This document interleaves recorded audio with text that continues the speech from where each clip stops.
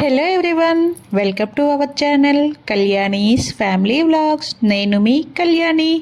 చూస్తున్నారు కదా, ఈరోజు అయితే నేను ఒక మంచి టేస్టీ అండ్ హెల్దీ ట్రెండింగ్ రెసిపీతో అయితే మీ ముందుకు వచ్చేసాను. చిన్నపిల్లలకి ఈ రెసిపీ అయితే చాలా బాగా నచ్చుతుంది, అంతేకాకుండా చాలా హెల్దీ కూడాను. దీన్ని తయారు చేసుకోవడానికి కావలసిన ఇంగ్రీడియంట్స్ కూడా చాలా తక్కువ. జస్ట్ క్యారెట్స్, పాలు, షుగర్ ఉంటే చాలు ఈ రెసిపీని మనం రెడీ చేసుకోవచ్చు. మరి దీన్ని ఎలా తయారు చేసుకోవాలో చూపించేస్తాను. మీరు కూడా తొందరగా చూసేసి మీ ఇంట్లో కూడా ట్రై చేసేయండి. చూస్తున్నారు కదా, మా ఇంట్లో ఏది చెయ్యాలన్నా అది జస్ట్ ట్రయల్ అంటూ ఉండదు. ఏదైనా జెన్యూన్గా అందరికీ సరిపడా ఎక్కువ క్వాంటిటీలోనే చేసుకుంటాము.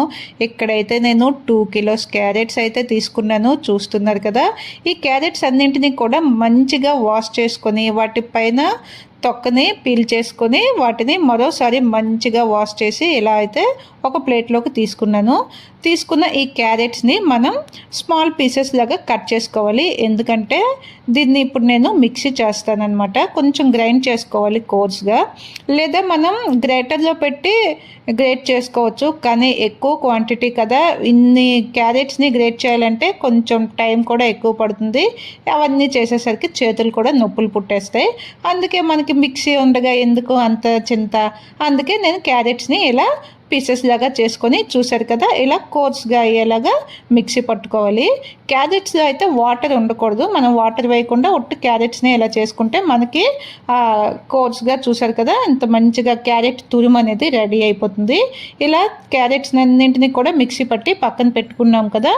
ఇప్పుడు ఒక కడాయి తీసుకొని దాంట్లో ఒక 4 టేబుల్ స్పూన్ల వరకు నెయ్యి అయితే వేసుకోవాలి.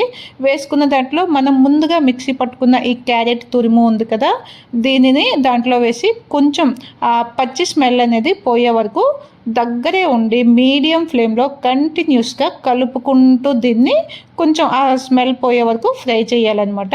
అప్పుడు మనకి ఆ ఫ్లేవర్ కూడా చాలా బాగా వస్తుంది. నేతిలో ఇలా క్యారెట్స్ ఫ్రై అవుతాయి కదా, మనకి ఈ స్టేజ్లో మంచిగా ఇలా మంచి స్మెల్ అయితే వస్తుంది.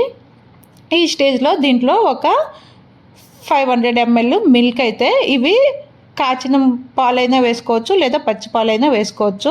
వేసిన తర్వాత ఒక 1/2 కప్పు బొంబాయి రవ్వ అంటాం కదా, సూజీ, దానిని కూడా వేసి ఇంకొక 5 to 10 minutes దీనిని మళ్ళీ మంచిగా మిక్స్ చేసుకుంటూ మీడియం ఫ్లేమ్లోనే మనం వేసిన బొంబాయి రవ్వ కూడా అలా కుక్ అయ్యి మనకి కన్సిస్టెన్సీ అనేది మంచిగా వచ్చే వరకు ఇలా మిక్స్ చేసుకోవాలి. తర్వాత మన టేస్ట్కి సరిపడా ఒక 1/2 కప్ వరకు షుగర్ని వేసుకోవాలి. షుగర్ని మీకు కావాల్సిన వరకు అడ్జస్ట్ చేసుకోండి. 1/2 కప్ నుంచి 1 కప్ వరకు వేసుకోవచ్చు. ఇక్కడ క్యారెట్స్ కొంచెం స్వీట్గా ఉంటాయి కదా, అందుకని చెప్పి నేను షుగర్ని అయితే చాలా తక్కువే వేసాను అనమాట. మిక్స్ అయిపోయిన తర్వాత దీన్ని స్టవ్ ఆఫ్ చేసి కొంచెం చల్లగా అయ్యే వరకు పక్కన పెట్టుకోవాలి. చూసారు కదా, మనకి ఈ ముద్ద అనేది ఎంత మంచిగా కనిపిస్తుందో. ఇలా ఇప్పుడు కొంచెం చల్లగా అయిన ఈ క్యారెట్ ముద్దని ఇప్పుడు మనకి నచ్చిన సైజులో చిన్న చిన్న బాల్స్లో చేసుకోవాలన్నమాట. చూస్తున్నారు కదా, ఇక్కడ నేను నార్మల్గా ఒక గులాబ్ జామున్ అంత సైజులో అనమాట వీటిని ప్రిపేర్ చేశాను.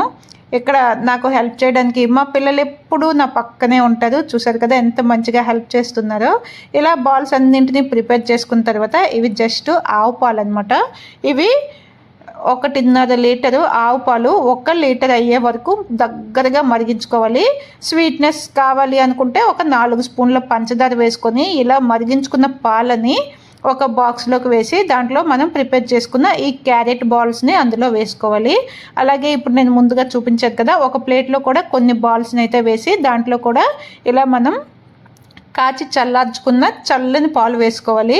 ఇప్పుడైతే నేను ఈ బాక్స్ని ఫ్రిడ్జ్లో పెట్టేస్తాను. ఇంకా చూసారు కదా, ఇలా వేసుకున్న ఈ బాల్స్ని అయితే చాలా టేస్టీగా పిల్లలందరికీ కూడా చాలా బాగా నచ్చుతాయి. మీరు కూడా తప్పకుండా ట్రై చేయండి. ఇంకా నేను ఇవి చేసిన దగ్గర నుంచి మమ్మీ ఇవి ఎప్పుడు ఇస్తావు, స్వీట్ ఎప్పుడు ఇస్తావు అంటూ పిల్లలైతే తెగ వెయిట్ చేస్తున్నారు. ఇంకా వాళ్ళకి చాలా బాగా నచ్చాయని చెప్పారు. సో వాళ్ళు అడిగినన్ని బాల్స్ వాళ్ళకి ఇచ్చాను. వాళ్ళు అయితే కంటిన్యూస్గా చక్కగా తింటూనే ఉన్నారు. మీరు కూడా మీ పిల్లలకి ఈ సమ్మర్లో కూల్గా హెల్తీ స్వీట్ని ఇలా చేసి పెట్టండి. నేనైతే దీనికోసం ఎక్స్ట్రా గార్నిషింగ్ అంటూ ఏమీ చేయలేదు. మా పిల్లలకైతే ఇలానే నచ్చింది. మీరు కూడా తప్పకుండా ట్రై చేయండి. మీకు కావాలనుకుంటే పైన కొంచెం డ్రై నట్స్ని అలా వేసుకోండి. చూడడానికి తినేటప్పుడు కూడా బాగుంటుంది. ఇక్కడ చూసారు కదా, మా చిన్నదానికి కూడా స్వీట్స్ ఎంత బాగా నచ్చాయో.